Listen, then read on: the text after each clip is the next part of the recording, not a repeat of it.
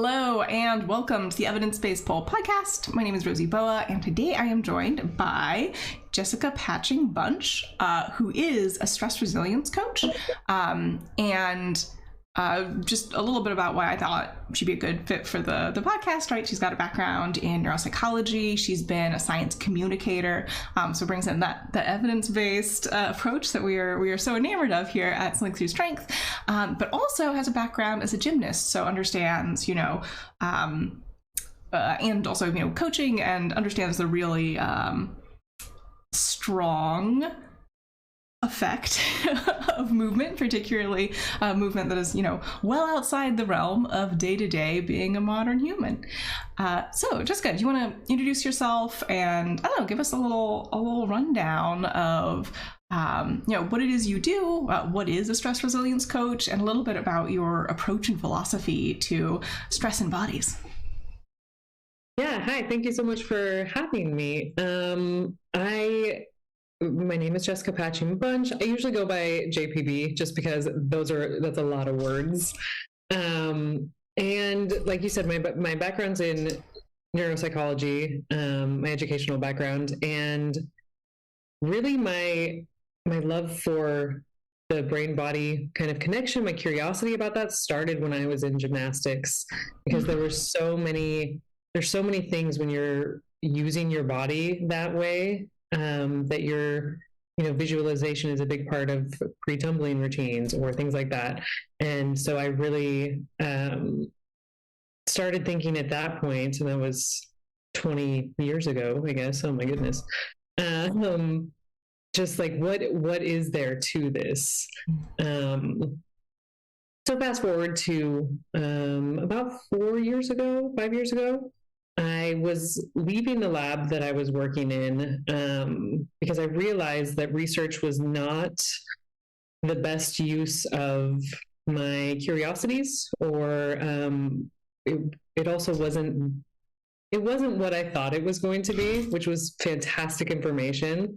And so I started my business, Brain Body Resilience, with the idea that we have so much information within academia and science medicine that just kind of is in this echo chamber and isn't really communicated in a way that is understandable to just everyone that has a human body that can benefit from this information, specifically with the stress response. And I chose to focus there because of my history with stress-related illnesses. And doctors telling me like, oh, you just have, it's stress related, so just have less stress. And I would just leave infuriated, like, I don't even know what that means. And at that point in my life, I didn't understand that there was something that I could do. There were interventions that I could just do on my own to help navigate stress and mitigate anxiety. So it was just really, I was just left angry, like, okay, this is absolutely unuseful. So I wanted to just use the knowledge that I have acquired over, education and also just personal experience, and just share that as widely as possible and not like hoard this information.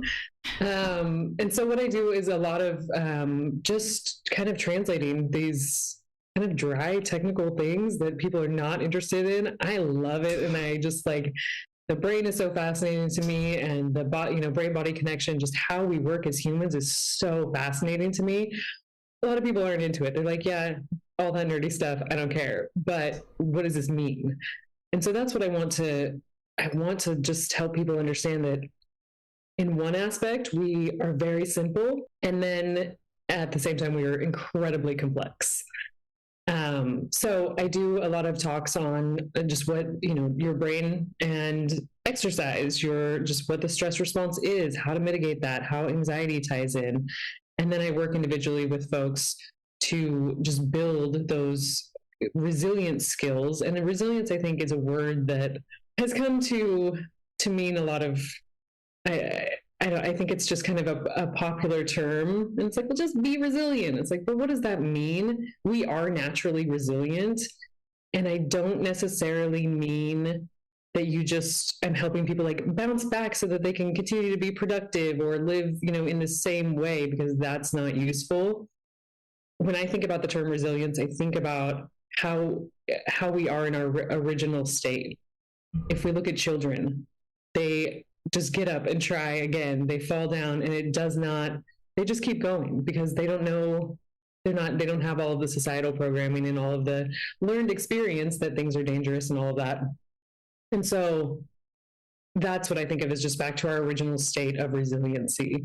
So anyways, I work with folks to just build these practical tools that we have in our brain, our body, and our breath to help understand what stress is and then navigate using that biologically adaptable tool that we have, which is our stress response. Yeah, I've definitely also seen resilience used as like, I know you're suffering, and I know that I have a direct role in that, but I'm unwilling to change my behavior. I want you to change your response to it.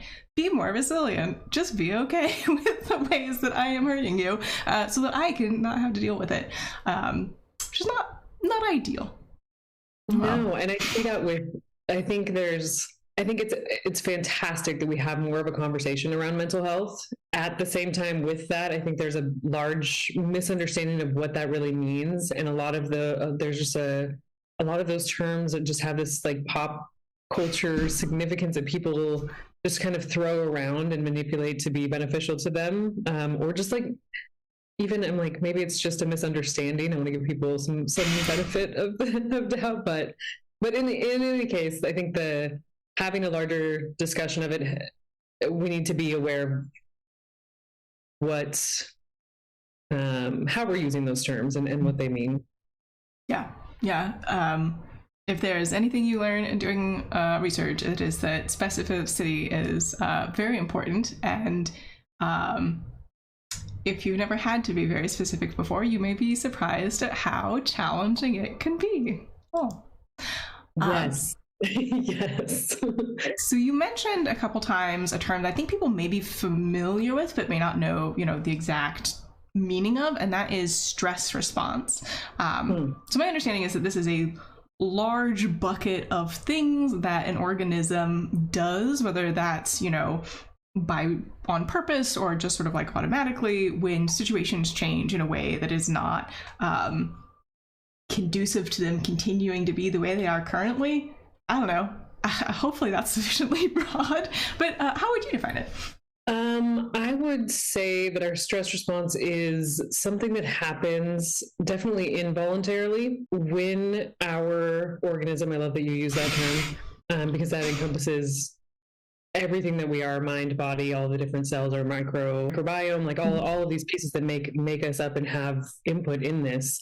So when our organism detects threat or potential threat, because our number one goal is to survive.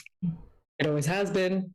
That's how we adapt. That's how we learn to live in very different ways. If we just think about our lifestyle today, as opposed to our lifestyle even 100 years ago.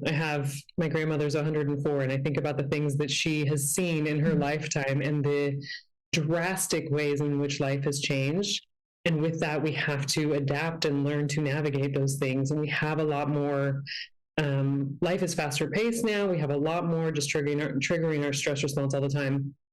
So because our goal overall is survival, our stress response comes from a type of sense that we have, an internal, multiple internal senses that we have, detecting threat before our conscious brain is like, oh, there's something available, there's something there.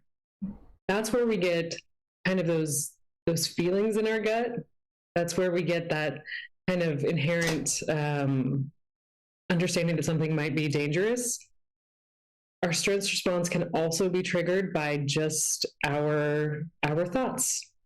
I think there's so many examples of this, and I think the most just kind of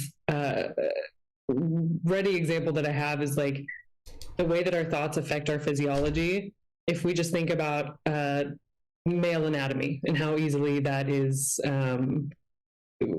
thoughts can lead to a change in in blood flow, and how that, how your body works, which obviously is not specific to male. I just feel like that's a very kind of vivid example.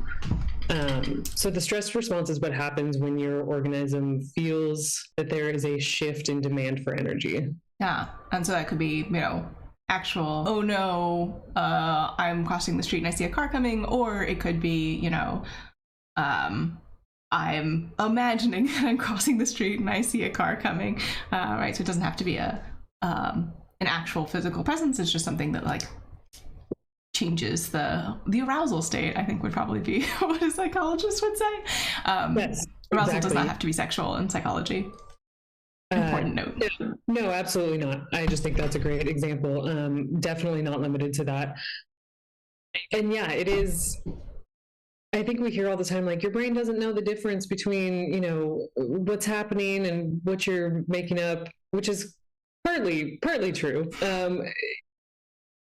Your thoughts have a cascade of physiological responses that can also trigger, a fear state. We talk ourselves into a lot of things, and our brains are incredible, the way that they can create an environment within us, in our internal environment, both in ways that help increase or decrease that arousal state.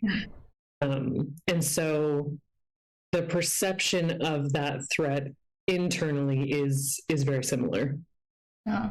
So maybe an example from pole might be, you're learning a new trick, you find it very scary. For me, this is handstands away from a surface, right? Like, I can handstand next to the pole all day. I cannot handstand 4 feet away from the pole because that's scary. And it's just like a block when I think about it. My hands get sweaty.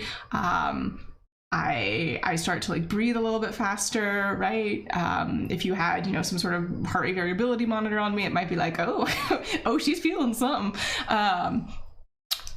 And even though like I'm not actually even trying to do that handstand away from the pole, it's already like beginning to create that stress response, as you say. And I love that. It's such a great example because it's not very different doing the handstand against the pole as opposed to just away from the pole. A pole is not like a large surface that you have all of this support.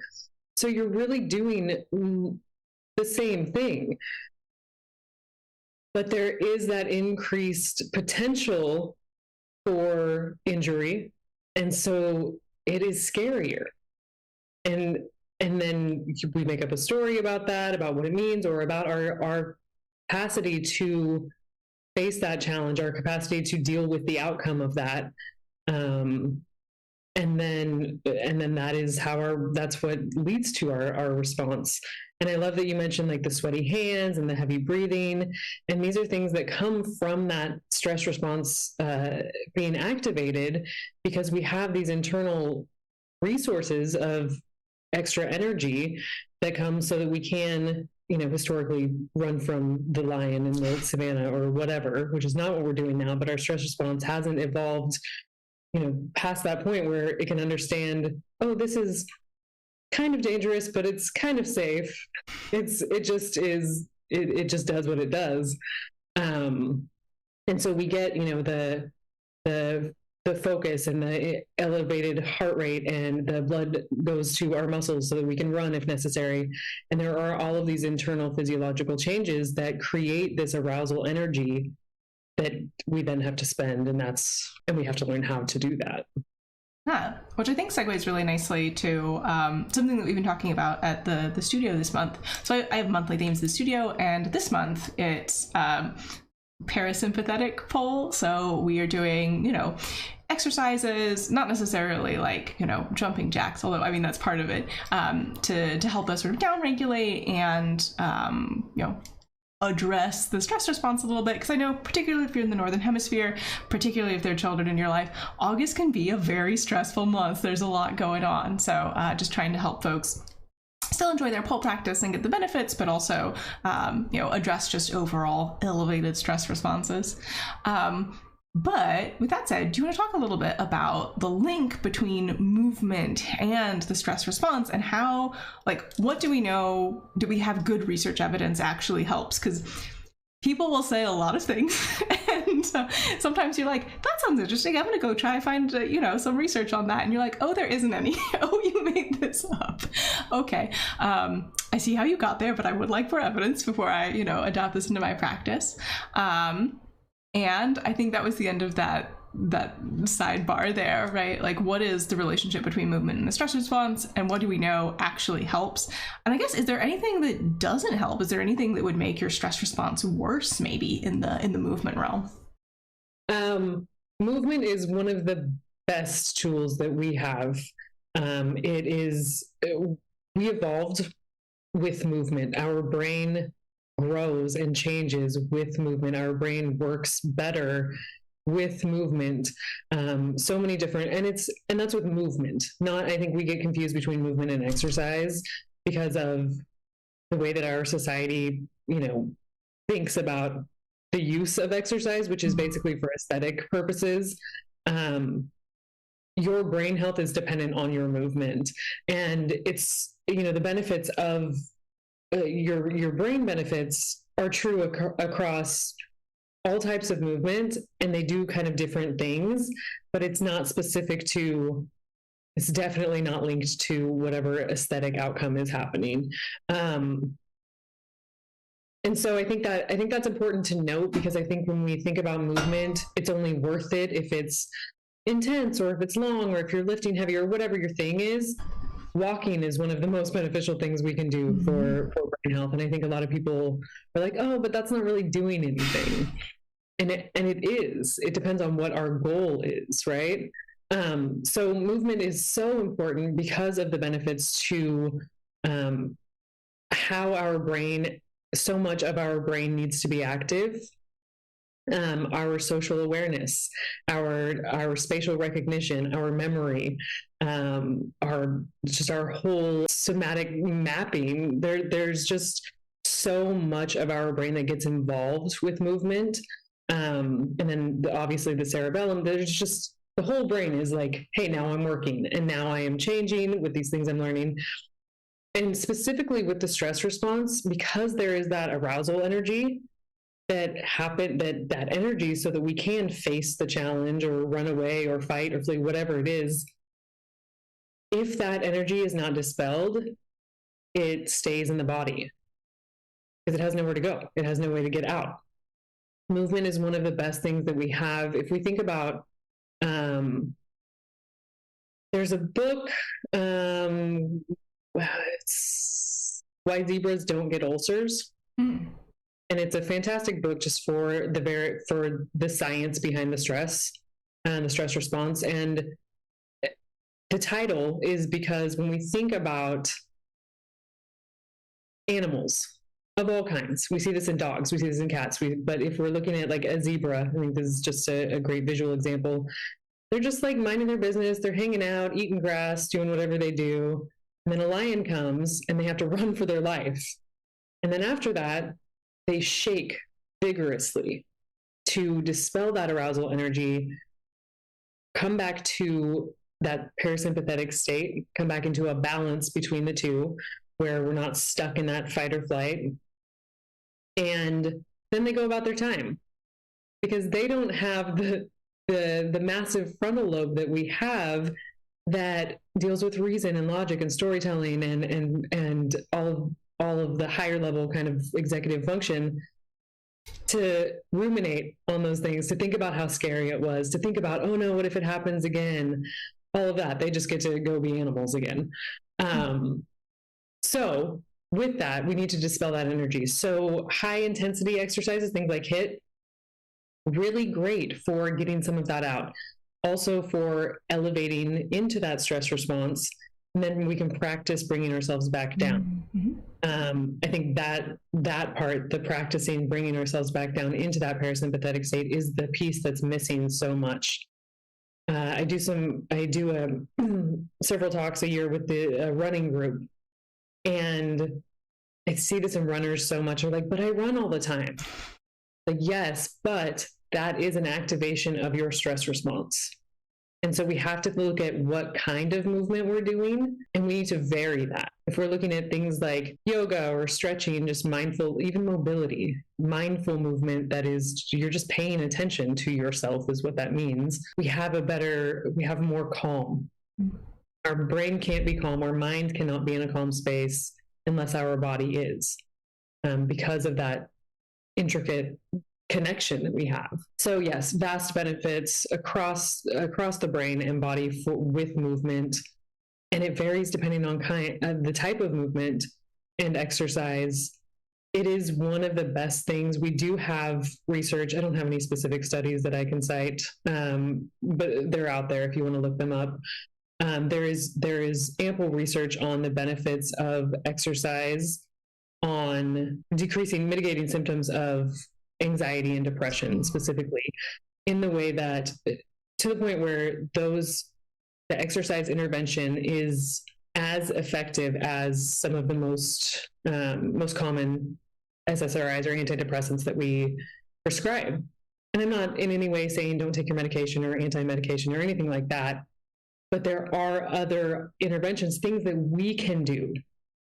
And when it comes to our stress response, being, a lack of certainty and a lack of control are huge. The brain does not like that. Mm-hmm. And so when we have an intervention that we can control the duration, control the onset, we get to decide how long, how much, how fast. That is such a key piece in calming our psychology. We talked about this in the last episode when this comes out. Also really important for helping you learn skills faster as well, right? That ability to control your movement and have autonomy. I think it's, particularly in the Western education system, I think it gets downplayed. Well, I shouldn't say particularly in the Western education system. I know from my experience in the Western education system, my autonomy as a mover was not a central point of the activity. And I just actually looked at my notes, and part of the question that you had, mm-hmm. I want to address this because it's difficult. We're in a time of just oversaturation of information, and some of it is crap. Some of it is absolutely not based in science whatsoever. I think about, like, an example that comes to me is breathing. Breath work has become a really hot thing. Your breath is one of the best neurohacks, best tools that you have for stress. It is absolutely linked to your brain, heart, lungs, your gut function, so many things. But I was watching this a pretty popular account on Instagram. They were doing a live, and they were leading people through this breath exercise, and the type of exercise they were doing was kind of quick, shallow breathing, which stimulates the sympathetic response, that fight or flight arousal response. And then at the end, the person who was leading asked, "Can you feel your pleasure center? Can you feel calm?" All these things.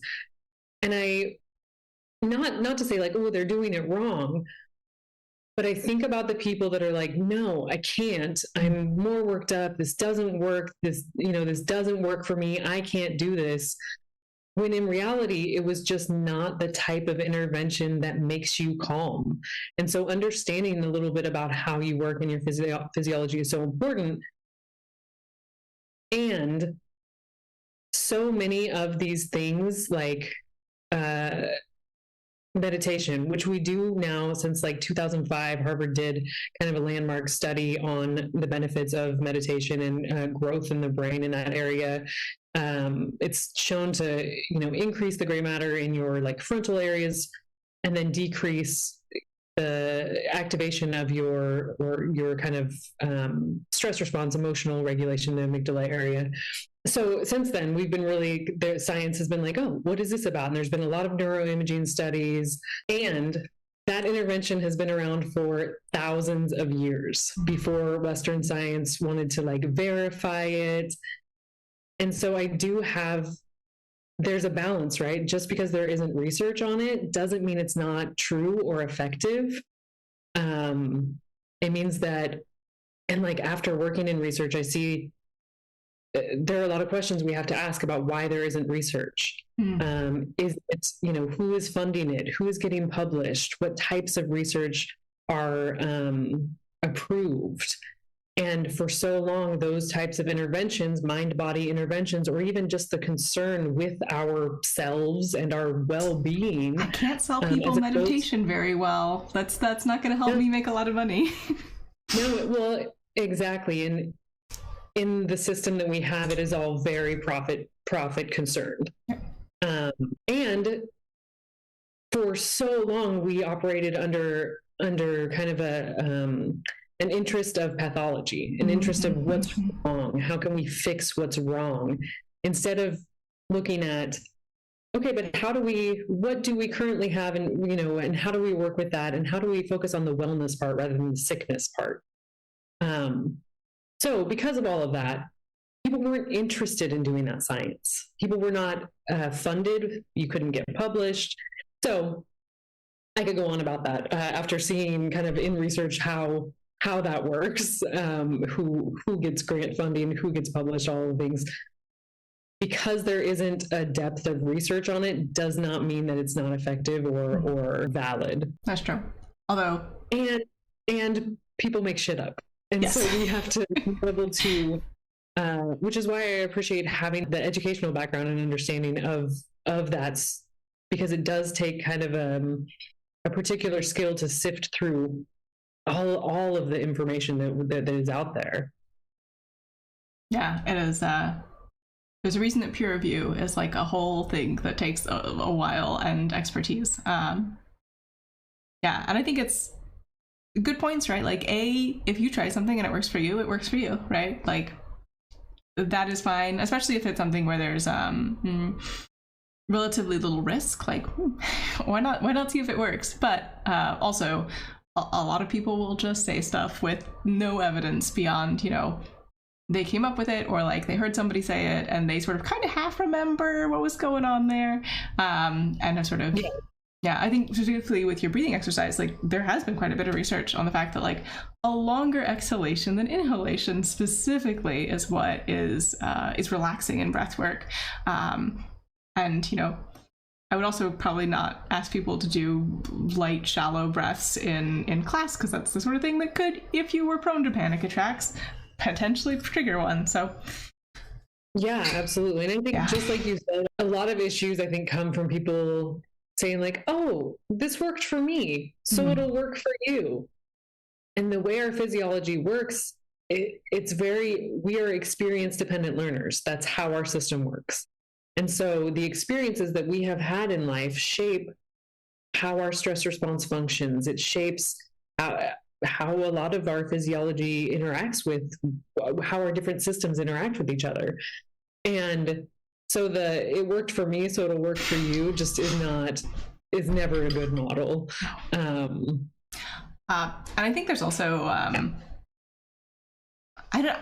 think this is one of those things that's not really general knowledge outside the field. It's something that you mentioned, like there's a lot of stuff that like is well established in psychology or in other fields and has not really made it to sort of the general public. But I think a lot of people have been taught that there is, everyone has this area of the brain and it's in the same place and it does this, right? And everyone has, language in the left hemisphere and the other stuff in the right hemisphere.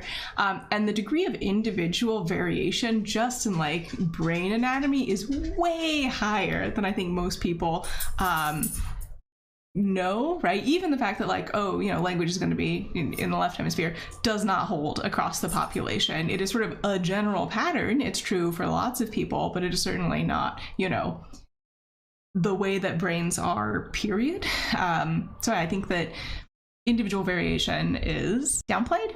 Okay, there's so much in there. Can of worms, here you go.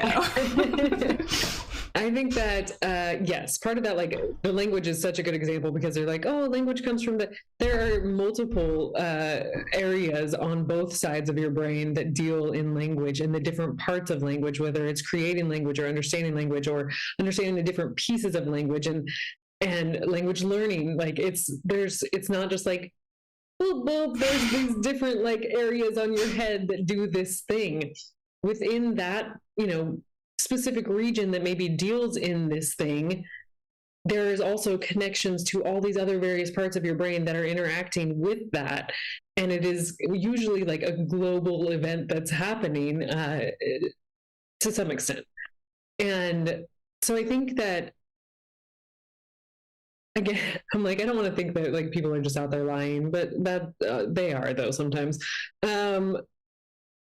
I think it's a misunderstanding. And I think misattribution to those areas of like, this is the one thing that this area does. And I think the simplification of that helps people understand like, oh, there is an area in my brain that deals with language.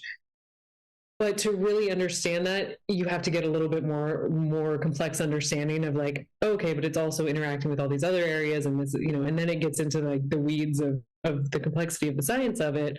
And the understanding of those things from research come from the samples that we have. And for decades, white middle or early to middle-aged men were the only people that we were researching. And if there was an outlier, it would kind of be disregarded as a subject because it didn't fit into the hypothesis. It didn't fit nicely into what we're trying to get published. And so, I mean, women weren't even used as study subjects until, oh my gosh, I just heard this too. I think it's in the 70s for medical studies. Yeah. Recently. Something very recently. Because there were too many kind of unknowns with different hormonal changes and things. So it's like, if we're not taking those into account, how valid is this research anyways? And how applicable is it across varying populations?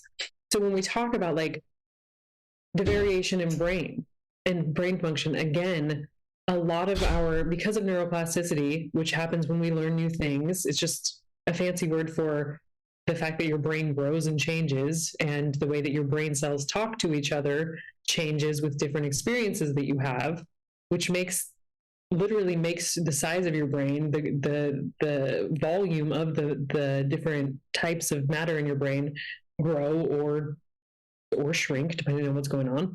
So because of that, like, everybody's brain is a little bit different, and we all have the basic same anatomy, but like how that interacts with each other and how that functions varies depending on so many factors, including environment and genes and experience, and there are all these things.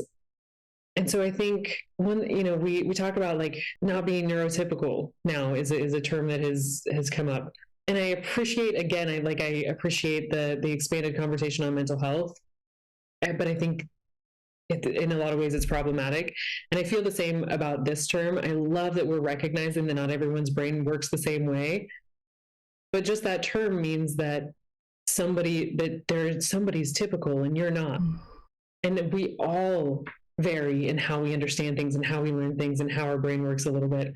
And so I think that's such a good point to make, that while we have a basic understanding of like, okay, your brain works like this, we're so far from really understanding all the components of how and why. Yeah. Brains are complex, bodies are complex. The connection between your brain and body may be deeper than you learned in, say, middle school science, and that's okay. It is okay. Absolutely. Yeah.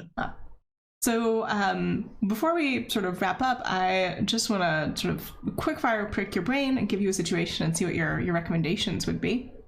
Okay. So, obviously you are a stress resilience coach. You really work with people who are working to manage their stress. So let's say I've got an acutely stressful event coming up. Say I'm a pole dancer and I have a show I'm performing in, right? What are some things that I can do coming up to that to really help manage my stress response? And, in pole in particular, if your hands are really sweaty, you can't stick good. So emotional regulation and grip aid is part of what helps us stay on the pole. A unique challenge of the sport. We're not the only sport, or activity, but one of the ones that we got to think about. So, what are some tools that just for obviously different folds are going to work for different people, but just like if you were like, okay, here's 3 things that you can do to help you manage this extremely stressful situation that's coming up that, you know, you want to do, you can't just avoid it entirely. What are some techniques that you can use? How far before? Like, is it directly before the performance or days leading up? Let's see. That's changed my answer. This episode is going to come out the day before. Oh no, it's going to come out after. Never mind. Let's say it's the week before your performance, okay. And like you thought you were going to be fine, but now you're starting to get a little bit nervous, maybe.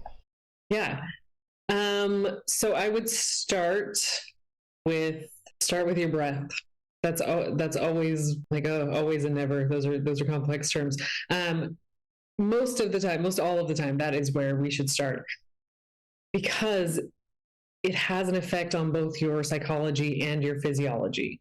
And so once we get ourselves into a parasympathetic state with, like you said, some longer exhales, and there are so many different breathing techniques, that also can be complex because people get nervous about their breath, but with kind of a proper understanding and kind of training of that, you can use your breath to activate your parasympathetic response. And then when you're in that state, you have more access to deal with your psychology, to deal with the thoughts and the emotions. And so that's what I would do for kind of immediate relief. And then we have to look at, there are some studies out of Stanford. Dr. Kelly McGonigal has great stress research suggesting that how we think about stress affects the biological markers, which I think is so fascinating. Again, how we think and perceive things affects our physiology. And so looking at, okay, I'm really nervous, I'm starting to freak out. I'm going to calm myself with my breath. And this is a daily practice. It's like brushing our teeth. That's what I work with folks on, is nervous system hygiene. Meaning that we do it daily, not just like once, that like one time for an hour. That's great. If you brush your teeth once a week, it's not going to be as effective as doing 2 minutes a day, right? And it's the same thing here. And when we're looking at brain changes or changes in patterns just in your body, it's frequency rather than duration. The more times those things happen, the more your brain and body will respond to that. So daily, we're doing a little breath work, and then we're looking at, okay, I am nervous, and I'm not trying to make that go away, because when we try and force things to go away, when we're not allowing our natural body processes to happen, that's a threat. And so that perpetuates not only the feeling that we have, but that heightened awareness of it, and that can activate our stress response. So understanding, I think, is a big part of like understanding that being nervous is supernatural. There's nothing wrong with it. It doesn't mean that something's wrong. It means that you care about whatever that thing is. And that's so much of anxiety as well. I think working with some kind of somatic tracking, which really just means paying attention to how you feel. What is happening in your body? Do you have butterflies? Are you tense? Is your breath, what is your breath doing? Just paying attention to your body rather than trying to distract outside of yourself, which is what we do so much of the time. So some breath work, some understanding, some really kind of thinking about the thought patterns. If you're like, oh my God, I'm going to die. Like maybe just like, okay, no, I care about this thing. And not trying to talk yourself out of it, but just looking at more of an objective reality about it, like, and then doing some somatic tracking, following what's happening in your body, so that you can relax your muscles if they're tight, so that you can get curious about what's going on, and kind of doing that daily is going to help keep you in more of a balance. We don't want to stay calm all the time. We're not trying to always be in a sympathetic state. That's not useful. We are meant to flow between all of the states of being human, all of the emotions, anything we have the capacity to feel, we're meant to feel. So it's just navigating that and understanding that our nervousness, something interesting about nervousness is the physiological kind of markers in response to nervousness is the same as excitement. And it's just kind of the story we tell behind that, which is really hard when you're in that moment. I know people are like, oh, I'm excited. Ugh. Like, well, no, you still like, hey, we're not trying to pretend it's something it's not. But having that understanding lets us know that we're not actually in danger, that we are safe. And so I think that's what I would keep it really simple. Add in some movement if we are feeling really worked up, and maybe movement in a way that you don't normally, shaking, bouncing, dancing, something that brings you kind of joy, to dispel that energy. So I think those are the three things that I would recommend, and in little doses throughout the week. So some tools for you to keep in mind if you're nervous coming up to something like a book performance. Yeah, absolutely. So we're out of time, and I want to make sure I'll let you get back to your day because I know you're a busy person. But if folks wanted to work with you more, I know you mentioned you offer coaching. How would they do that? And also, where are some good places to follow you? I am always on Instagram, so and that's a good place to find me. I have, the link in my bio leads to my website and all of the other things. I also have my own podcast, Brain Body Resilience Podcast, and my website, Brain Body Resilience. I think those are the best places to find me. And I love connecting with folks on Instagram, so find me there. Great. If you are looking for more on nervous system hygiene and just like what are these practical tools? Like, how can I build my nervous system hygiene routine? I do manage your stress mentorship, and that's a one-on-one offer. And we work for several weeks on building that, and then helping you a little bit of psychoeducation, just understanding like, why am I doing these things? And then what is it that I can do? So definitely check that out. I'll put links to some of that stuff in the show notes as well. So you can take a look at those. So thank you so much for joining us today, JPP. Sorry, I'm not gonna use your preferred shortening. And I will see everybody else next time. I hope you found this enlightening, learned some stuff, have some tools you can use, and I will talk to you later. Bye. Thanks for having me. Bye.